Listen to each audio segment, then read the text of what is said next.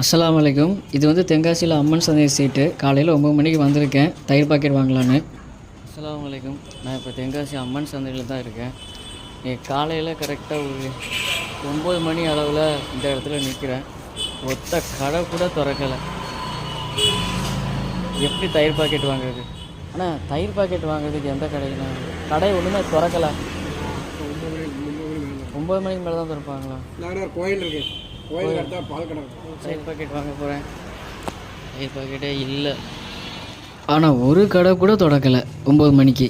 நம்ம சீக்கிரமாக எழுந்திரிச்சா அந்த உலகம் சீக்கிரமாக எழுந்திரிக்க மாட்டேங்குது. இந்த உலகம் சீக்கிரமாக எழுந்திரிச்சா நம்ம சீக்கிரமாக எழுந்திரிக்க மாட்டேங்குது. என்ன ஒரு கொடுமை இதெல்லாம். சின்ன ஒரு கடை இருக்குது. 2 தயிர் பாக்கெட்னா 10 ரூபா. 2 தயிர் பாக்கெட் வாங்கியாச்சு. வெற்றி. மொத்த கடை கூட திறக்கலை.